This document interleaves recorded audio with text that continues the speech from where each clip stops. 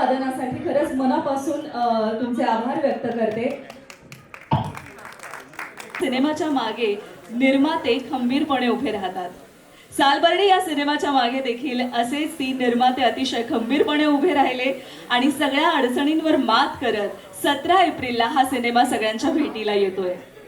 जोरदार टाळ्या वाजवून या निर्मात्यांचं आपण स्वागत करूया. मी स्टेजवर इन्व्हाइट करते अनिल देवडे पाटील सर, डॉक्टर गजानन जाधव आणि राम जाधव यांना. शुभमुहूर्ताची सुरुवात जर जगदंबेच्या गाण्याने होत असेल तर मला असं वाटतं एक चांगला स्टार्ट आपण करतो आहोत आणि आपल्याला ब्लेसिंग्स मिळणार आहेत. ह्या मूवीची सुरुवात झालेली आहे आजपासून असं म्हणायला हरकत नाही.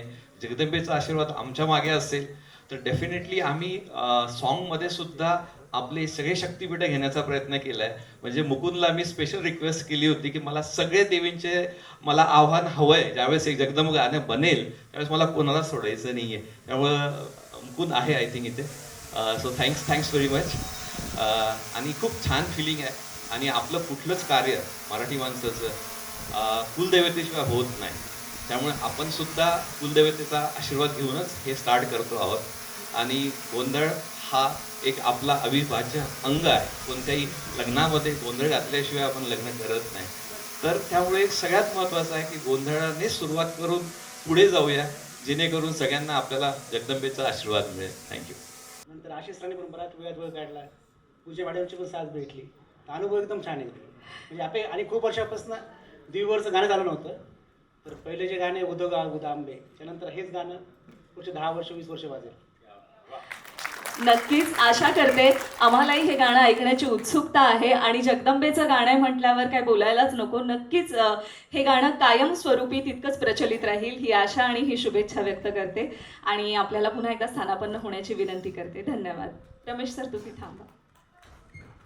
आणि मला स्पेशल थँक्स सगळ्यात महत्त्वाचं आशिष सर आणि यशवी सर जे नाचलेत नॉनस्टॉप 10 तास रात्रभर बिना पायामध्ये काही न घालता. लिटरली आय वॉज हॅव्हिंग म्हणजे गुजबम म्हणतात ना त्यावेळेस मी तिथे होतो. I was experiencing that. म्हणजे तुफान एनर्जी आहे तुफान. म्हणजे जे नाचलेत ना म्हणजे तुम्हाला तर मजा येणारच आहे. मला आजही गुजबम येत आहेत बोलताना सुद्धा. Thank you very much.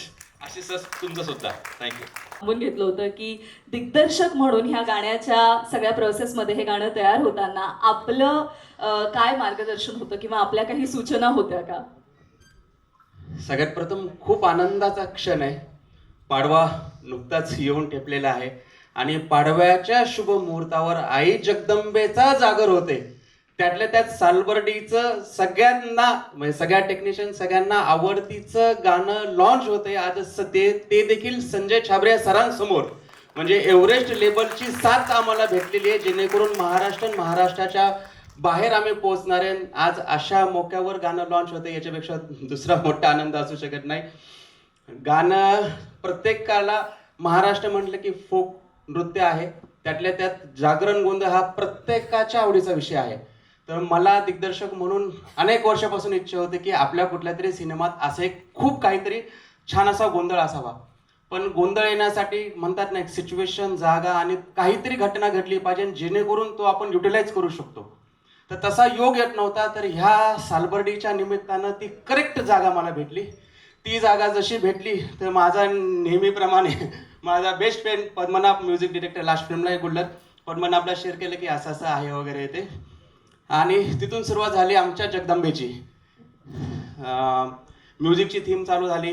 त्यानंतर त्यांचे बेस्ट फ्रेंड मुकिंद दादा शब्दांची चाहूल चालू झाली. यामध्ये विशेष गोष्ट म्हणजे आम्ही एकीकडे लोकेशन हंटिंग एकीकडे लिरिक्स आणि एकीकडे म्युझिक तिघांचा संगम योगायोगाने असं झालं की ज्या ठिकाणी आम्ही शूटिंग करत होतो कांगुनी हिंगोने गावामध्ये त्या ठिकाणी आम्हाला बरोबर आई जगदंबेचं मंदिर त्या ठिकाणी भेटलं जे ओरिजिनल 50 वर्षापासून त्या ठिकाणी ते मंदिर आहे. दुसरं म्हणजे यांच्या शब्दामध्ये जगदंबा शब्द बरोबर त्या ठिकाणी आला आणि त्याच पद्धतीमध्ये सगळं असं रवलं गेलं. म्हणजे एक दैवी शक्ती किंवा जादू म्हणतात ना तसं त्या पद्धतीमध्ये हे गाणं उभं राहिलं. आणि आज खरंच आई जगदंबेचे आशीर्वाद आहे त्यामुळे हे संपूर्ण प्रोसेस कंप्लीट होऊन आज संपूर्ण महाराष्ट्रासाठी हे गाणं आज आम्ही रिलीज करत आहोत. यानंतरची पुढची स्टेप म्हणजे ह्या गाण्यासाठी परफॉर्म करण्यासाठी मला असं खूप पॅशनेबल आणि पॉवरफुल आर्टिस्टची गरज होती. तर मी हक्काने पूजा मॅमला सांगितलं की मला ह्या गाण्यासाठी मला काही एखादं सुचवू शकता का? त्यांनी क्विक गश्मीर सरांचं नाव घेतलं. म्हणलं क्या बात आहे. म्हणजे लिरिक्स झाले, म्युझिक झालं, परफॉर्मन्ससाठी गश्मीर दादा आले, म्हणजे सगळंच ओके झालं. त्यानंतर पुढची स्टेप म्हणजे गाणं कोरिओग्राफीसाठी महाराष्ट्रामध्ये नव्हे तर भारतभर फोकमध्ये जो कोणीच हात पकडू शकत नाही असा आशिष दादा या गाण्यासाठी लाभला. मग तर विषय संपला. आणि तशा पद्धतीमध्ये गाणं हे कम्प्लीट झालेलं आहे. तर ह्या गाण्याला खरंच आई देवीचा आशीर्वाद आहे, जगदंबा मातेचा आशीर्वाद आहे, म्हणून या ठिकाणी आज आम्ही इथपर्यंत येऊ शकलो आणि आज तुमच्यासमोर हे गाणं प्रेझेंट करतोय. क्या बात आहे. मला वाटतं मंदिर जेव्हा तुम्हाला तिथे सापडलं तेव्हापासूनच हा आशीर्वाद लाभलेला आहे. मुकुंदजी आपल्याकडे येते. मगाशीच निर्मात्यांनी देखील सांगितलं की हे शब्द हवेत किंवा या गोष्टी त्यामध्ये पेरायलाच हव्यात. तर हे पूर्ण गीत रचना करताना किती लवकर हे झालं किंवा या गोष्टीला खूप वेळ लागला? हे गाणं तसं लवकर झालं. तर मी मनोगत व्यक्त करण्याआधी सर्व निर्मात्यांचे, रमेश सरांचे, विशेषतः पद्मनाभचे आभार मानतो. त्यांनी मला हे गाणं दिलं, हे माझं भाग्य आहे. या आधी एक गाणं याच सिनेमासाठी आलेलं होतं, ज्याच्यासाठी एक प्रचंड मोठा ब्लॉक आला होता. रमेश सरांनी खूप सुंदर नरेशन त्याचं मला दिलं होतं आणि त्याचं एक वेगळं चॅलेंज माझ्यासमोर उभं राहिलं आणि मला ते त्या ट्यूनवर लिहिताच येईना की त्या ग्रॅव्हिटीचं, त्या वजनाचं, तेवढ्या अर्थतेचं ते गाणं एक अंगाई यानंतर येईलच, ते कसं लिहावं ते सुचतच नव्हतं बऱ्याचदा. तर हे जे गाणं आलं, हे गाणं तो ब्लॉक काढणारं एक साधन ठरलं. जसं शक्ती साधनेमध्ये तुमची ऊर्जा ब्लॉक होते आणि तुम्हाला काही सुचत नाही, त्यावेळी तुम्ही आईची आराधना करता. तर ती आराधना या गाण्यातून झाली असं म्हणतो मी. जेव्हा या गाण्याची धून मला पद्मनाभने पाठवली, तत्क्षणी ती ऊर्जा अनब्लॉक होण्याची प्रक्रिया सुरू झाली आणि मग त्यानुसार ते शब्द येत गेले आणि त्यात मग जे जे काही क्रायटेरियाज निर्मात्यांनी दिले होते, रमेश सरांनी जे वर्णन दिलं होतं, त्यात कथेचा जो धागा होता तो सगळा आपसूक यायला लागला आणि माझ्यासाठी हे खूप रिफ्रेशिंग आणि एक वेगळ्या प्रकारचा अनुभव या गाण्यातून आला. आणि त्या सगळ्या ऊर्जेतून, त्या एकत्रित ऊर्जेतून, या सगळ्या टीमच्या ऊर्जेतून ते संचरण झालं असं म्हणूयात आपण आणि ते गाणं लिहिलं गेलं. क्रेडिट मी घेणार नाही कारण ते झालं असं म्हणूयात आपण. तो शक्तीचा एक ब्लॉक त्यातून निघाला आणि हे गाणं तुमच्या समोर येत आहे. मला अतिशय आनंद होतोय. त्याला अजय दादांचा स्वर लाभला, पद्मनाभचं म्युझिक तर आहेच आणि गश्मीर यांनी ते गाणं ज्या पद्धतीने रेंडर केलं ते तुम्ही सगळं बघालच. ती जी शक्ती आहे ती थ्रू अँड थ्रू शब्द पेनने कागदावर उतरल्यापासून गश्मीरजींच्या पायातून जमिनीवर उतरण्यापर्यंत ज्या इंटेन्सिटीने वाहते, ती शक्ती त्याच इंटेन्सिटीने प्रेक्षकांच्याही शरीरातून वाहील, मनातून वाहील आणि ते शक्ती संचरण आरपार होईल याची मला पूर्ण गॅरंटी आहे. एवढंच म्हणेन मी आणि परत एकदा सर्वांचे आभार. धन्यवाद.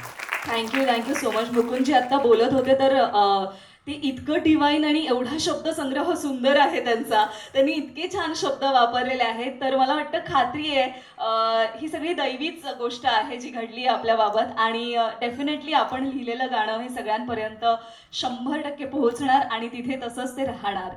त्यानंतर मी पद्मनाभकडे वळते. जसं की आपण आधीच ती ट्यून तयार करून दिली, ती धून तयार करून दिली, तर काही तसं एक्सपेक्टेड होतं का की ह्या लेवलला आपल्याला काही हवं आहे म्हणून? सो फर्स्टली या फिल्ममध्ये गोंधळ कधीच नव्हता. सगळ्यात मोठी गोष्ट होती, 2च गाणी होती.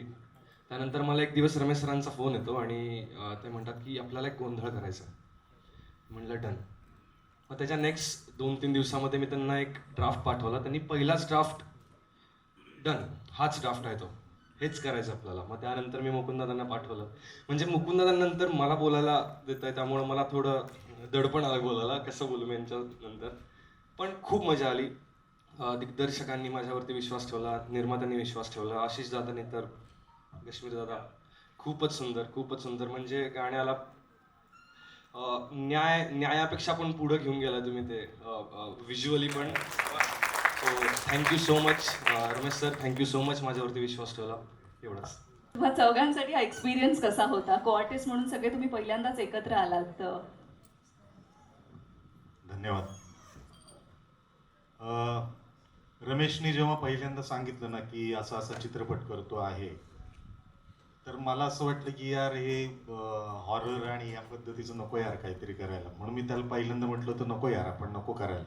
तुम्हाला म्हटलं गोष्ट ऐका आणि मग नाही म्हणा, गोष्ट ऐका आणि मग नाही म्हणा, जर नाही आवडलं तर नका करू. मी गोष्ट ऐकली आणि म्हटलं चल कधीपासून शूट आहे सांग, आपण करूया. मग कोण कोण काम करत आहे, मग त्यांनी सांगितलं की अरे पूजा सावंत आहेत, त्याच्यानंतर रोहित आहेत, भारत गणेशपुरे आहे, ओंकार आहे, कमलाकर आहे, अंशुमन आहे, आणि ह्या सगळ्यांबरोबर मग यांना खूप खूप दिवस मी यांना टेलिव्हिजनवरती बघत होतो. अंशुमन असेल काय किंवा कमलाकर असेल काय, आणि या लोकांबरोबर काम करायचं होतं, कारण तशी ऍक्टर म्हणून त्यांची दहशत आहे. मग ते ज्या पद्धतीनं कामं करतात ना, मग ते काय आपण एंटरटेनर आहेत ते, आणि तिथं गेल्यानंतर आहेत ना ते मॅजिक करतात काहीतरी तुमच्यावरती, आणि मला आहे ना ते मॅजिक भुरळ पाडणार होतं की ह्यांच्याबरोबर काम करायला पाहिजे. ते काय करतात ना तिथे हे बघायचं होतं मला, आणि माझ्यासाठी ती ट्रीट होती की त्यांच्याकडनं वेगवेगळ्या गोष्टी शिकणं ही माझ्यासाठी ट्रीट होती की ही काय पद्धतीनं काम करते. की त्या तिथे म्हणजे आम्ही शनी शिंगणापूर आणि नगरच्या जवळचं काय हाँगकाँग ना, काय गाव कांगोणी हिंगोणी, बरोबर आहे ना हाँगकाँग, त्या होताना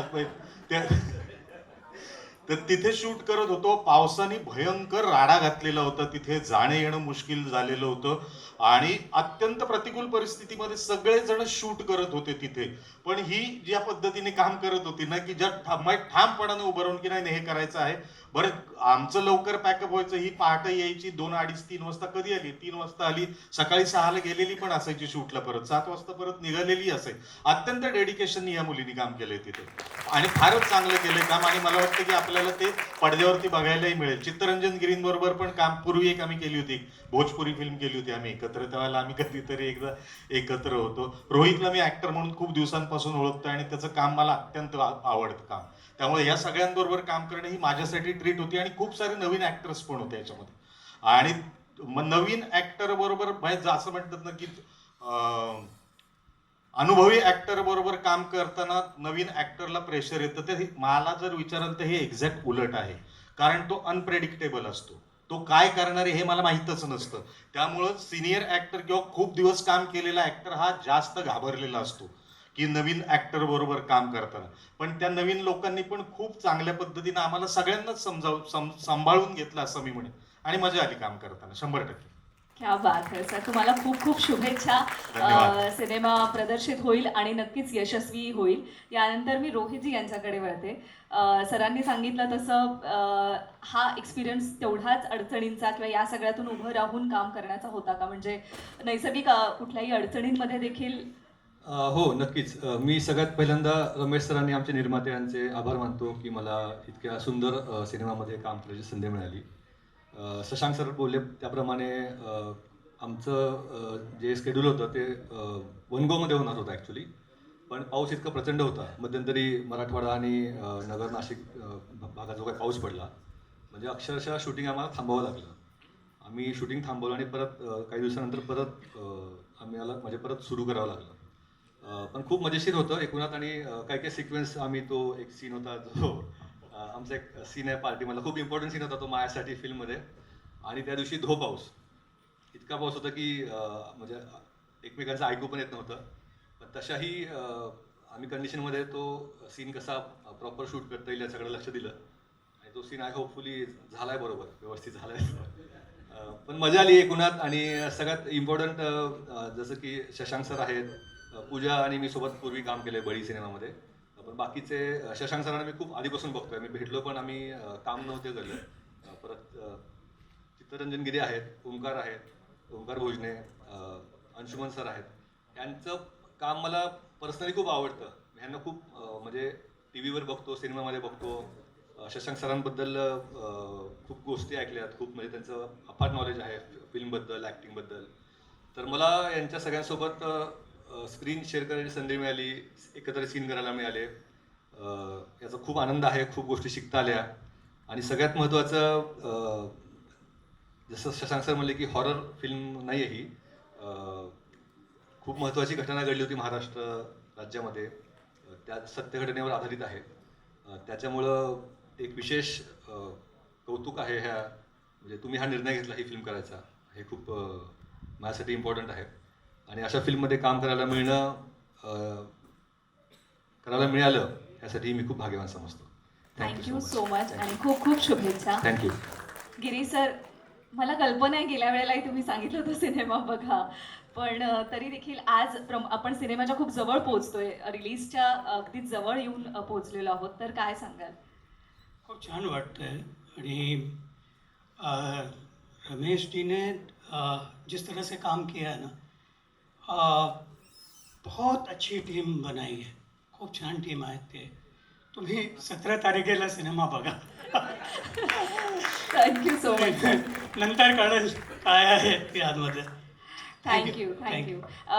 पूजा, आम्ही म्हणजे ऐकलंच होतं की हे असं काहीतरी काम मिळणं हे स्वप्न होतं आणि ते फायनली या सिनेमाच्या निमित्ताने पूर्ण झालंय. आणि आत्ताच शशांक सरांनी सांगितलं की तुझं डेडिकेशन किंवा त्या प्रती सतत अलर्ट असणं, तर आता ते स्वप्न पूर्ण झालंय. आता खूप पुढे आलोय आपण, पुढच्या टप्प्याकडे येऊन पोहोचलोय आणि तू दिसणार आहेस, तर ती काही धाकधूक आहे का आता? कारण एक वेगळं काम तू घेऊन आली आहेस आमच्यासाठी.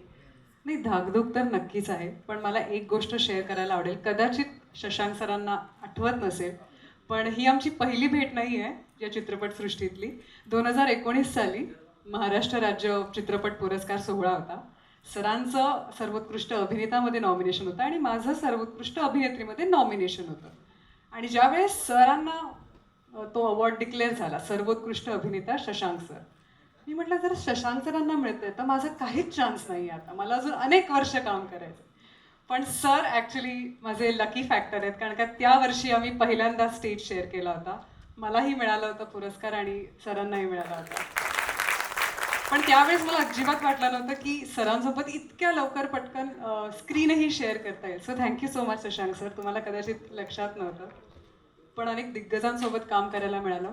मी फार वेळ नाही घेणार, पण ज्या गाण्याची आपण वाट बघतोय या सगळ्यामध्ये मी अशी एक व्यक्ती आहे जिने अत्यंत आतुरतेने या गाण्याची वाट पाहिली आहे. कारण आमची लुक टेस्ट होती, रमेश सरांना कदाचित आठवत असेल. लुक टेस्टमध्ये मी या भूमिकेसाठी हो म्हटलं होतं आणि मग सर म्हणाले की एक देवीचा गोंधळ आहे, तर सुचवा ना काहीतरी. म्हटलं ऐकवा मला. मग त्यांनी गाणं असं ऐकवलं आणि मी ऐकते. इतका अप्रतिम तो गोंधळ होता. मी अर्धवट गाणं थांबवलं. म्हटलं सर आत्ता मी कश्मीर महाजनीला फोन करते, मला दुसरं कोणीच दिसत नाही. आणि योगायोग बघा कसा असतो, प्रत्येक गाण्याचं एक नशीब आहे, प्रत्येक कलाकाराचं एक नशीब आहे. मी लगेच त्याला फोन केला. लकीली तो त्यावेळेस त्याच्या घरी होता, तो स्टुडिओपासून हार्डली 10 मिनिटावर होता. आणि कश्मीर म्हणाला मला गाणं पाठव आणि ते जर फ्री असतील दिग्दर्शक त्यांना मला भेटायला पाठव. म्हटलं ओके. आणि मी लगेच सरांना म्हटलं सर लुक टेस्ट आणि राहू दे बाजूला, तुम्ही आधी कश्मीरला भेटायला जा. तुम्हाला विश्वास बसणार नाही, सर त्यांना भेटायला गेले, त्यांची मीटिंग झाली, त्याने पटकन हो म्हटलं सुद्धा आणि Kashmir was on the board in this film. आणि गाण्याच्या शूटला सुद्धा मी होते. बऱ्याच लोकांना माहीत नाही आहे, पण गाण्याचे शूट झाल्यानंतर दुसऱ्या दिवशी कश्मीर महाजनीच्या बायकोने म्हणजे गौरीने मला एक फोटो पाठवला. मी मोबाईलमध्ये फोटो पाहिला तर त्याच्यात तळपायाचा फोटो होता. तळपायाची संपूर्ण त्वचा निघाली होती, रक्त होतं आणि त्याला बँडेज लावून तो त्याच्या टेरेसवर बसला होता. हे कदाचित तो सांगणार नाही, पण आज मैत्रीण म्हणून मी हे सांगितलं. इतकी मेहनत मी कश्मीरची पाहिली आहे. आम्ही एकत्र सिनेमात काम केलं आहे आणि कदाचित जर ही पोलिसाची भूमिका मी आधी हो म्हटलं नसतं तर कदाचित मी रमेश सरांना म्हटलं असतं की सर हा गोंधळ मला द्या, फीमेल आपण आर्टिस्टकडून गाऊन घेऊया. बट कश्मीर तुझ्याहून बेस्ट कोणाला जमलंच नसतं हे, कारण का तू अगदी मनापासून केलंस. तू एक सच्चा कलाकार आहेस. तू एक लवकरच संपणार आहे, कारण लवकरच ते गाणं आपण पाहणार आहोत. पण हे गाणं आणि या सिनेमाचं सगळं म्युझिक एव्हरेस्टमुळे सगळ्यांपर्यंत पोहोचणार आहे. जोरदार टाळ्या झाल्या पाहिजेत एव्हरेस्टसाठी. आणि मी एव्हरेस्टचे संजय छाबरियाजी यांना इथे मंचावर येण्याची विनंती करते. गाणे खूप छान झाले आहे. माझं काम पण बोलायचं नाही, पाठीशी उभा राहायचं आहे. निर्मात्यांना, रमेशला, सगळ्या कलाकारांना खूप खूप शुभेच्छा. आणि जगदंबा आमच्या पाठीशी आहे. नक्कीच. थँक्यू. एक अतिशय खास असं गाणं, दैवी गाणं आज आपल्या सगळ्यांच्या साक्षीने इथे आपण लॉन्च करणार आहोत. सो फार वेळ घेत नाही, आधी आपण या गाण्याचं मेकिंग पाहणार आहोत आणि त्यानंतर गाणं पाहणार आहोत.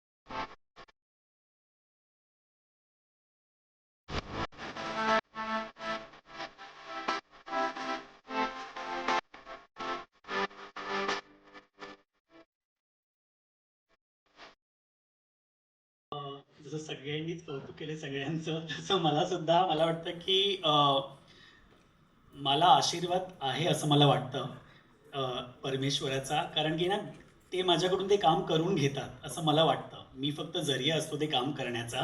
आणि जसं मला वाटतं पूजानी कश्मीरला फोन केला तसा कश्मीरनी मला फोन केला की आशिष असा एक देवीचा गोंधळ आलेला आहे आणि you are the best person to do this, तर तू करशील का, एकदा गाणं ऐक, म्हणजे तू अवेलेबल आहेस का वगैरे सगळं. आणि त्यांनी मला गाणं पाठवलं. मी आय वॉज ड्रायव्हिंग आणि मी कारमध्ये युजली खूप ऐकतो कारण मला ते तसं त्याचा फील घ्यायचा असतो. सो मी इमिजिएटली तिला फोन केला की येस हे खूप सुंदर आहे आणि सरांच्या आवाजात होतं, तर मला असं होतं की सोने पे सुहागा आहे हे गाणं. आणि मला वाटतं जगदंबेचा म्हणजे मला घडवण्याच्या मागे माझ्या आईचा खूप मोठा हात आहे. सो मला वाटतं की जगदंबेचं गाणं मिळणं खूप जास्त मला अजूनही माझं शिवर होतं ते काफ्स, कारण की जेव्हा पण मी दैवी काहीतरी करतो तेव्हा मला असं वाटतं की ती तिथे येते, ते दैवत तिथे येतं आणि मला आशीर्वाद देऊन जातं. आणि मला वाटतं द सॉन्ग वॉज ब्लेस्ड.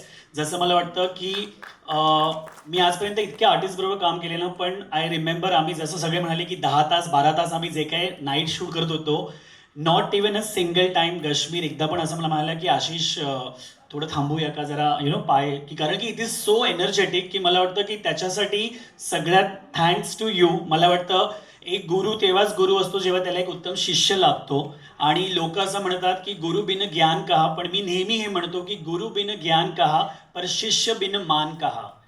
गुरु तेव्हाच गुरु जेव्हा त्याला एक उत्तम शिष्य लागतो. सो मला वाटतं I am so blessed to have all these people around. आणि येस, माझी अत्यंत लाडकी मैत्रीण ह्या सिनेमामध्ये लीड आहे, म्हणजेच पूजा. आमचं करिअर एकत्र सुरू झालं आहे. मला वाटतं आमचं बर्थडे एकत्र आहे. So we are 25 Jan born आणि आईसुद्धा आज इथे आलेली आहे.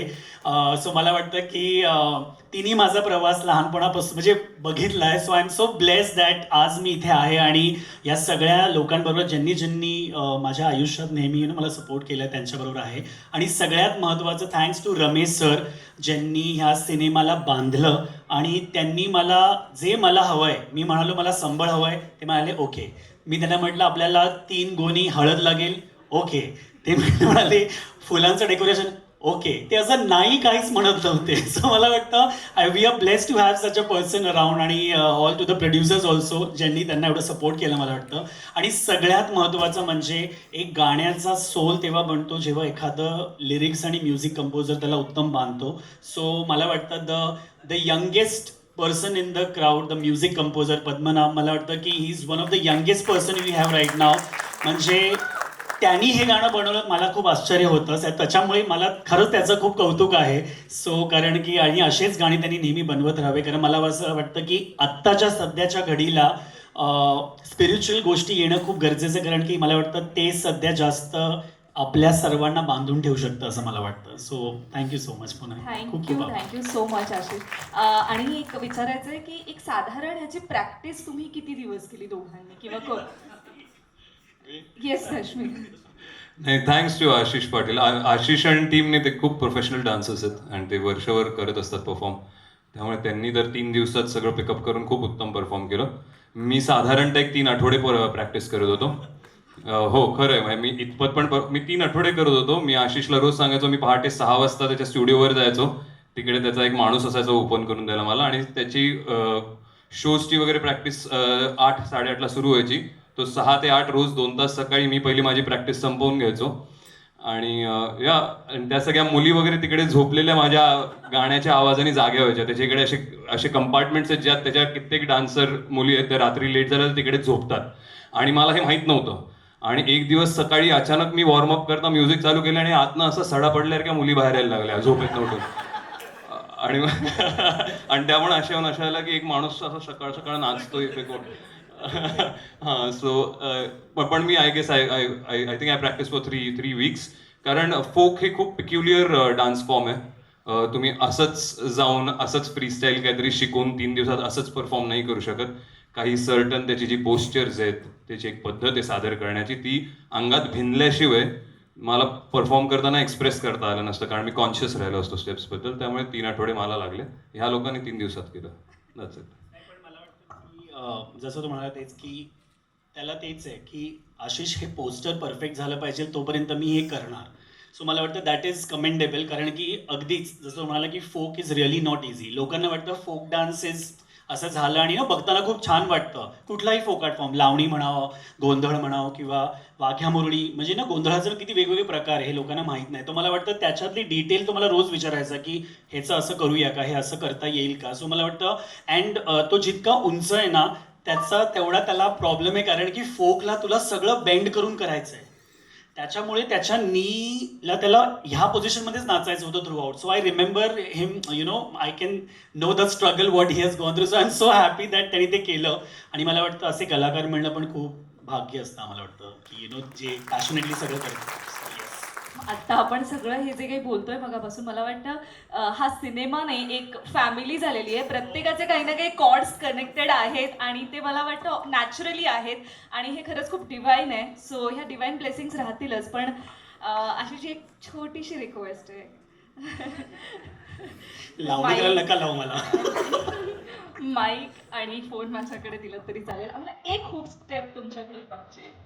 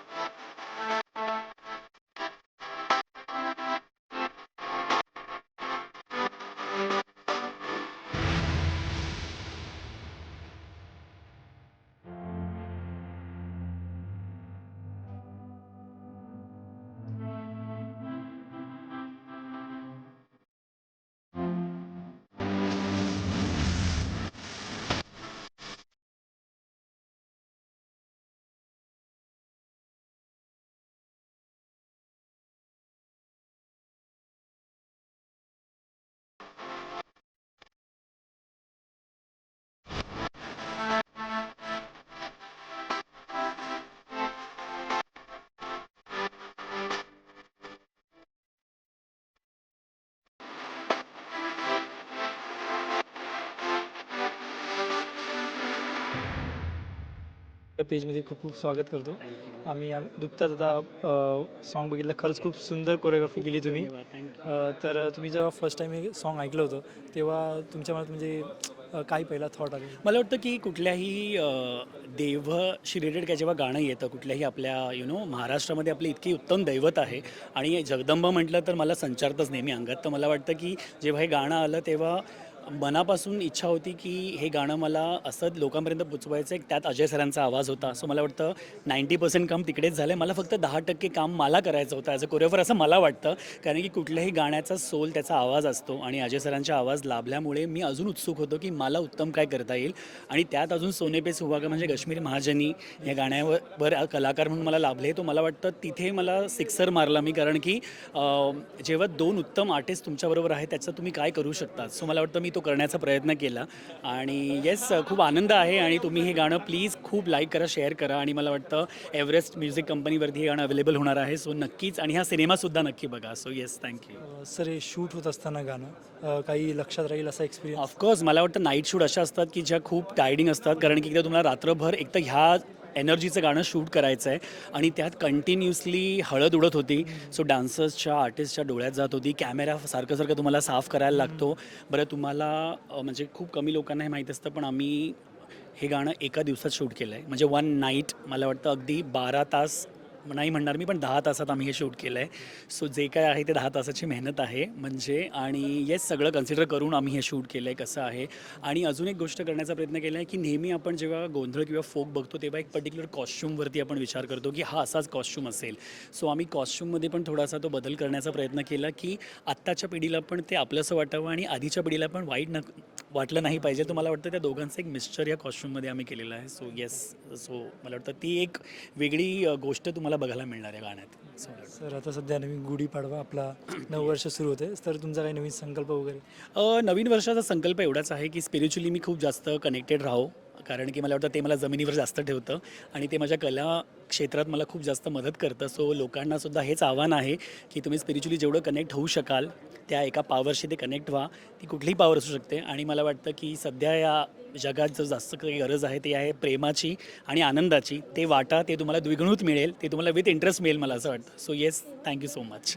Thank you sir. नमस्कार सर, मी तुमचं झेन एंटरटेनमेंट या पेजमध्ये खूप खूप स्वागत करतो. थँक्यू सो तर आम्ही सगळ्यांनी बघितलं सॉन्ग, खूप खूप सुंदर आहे.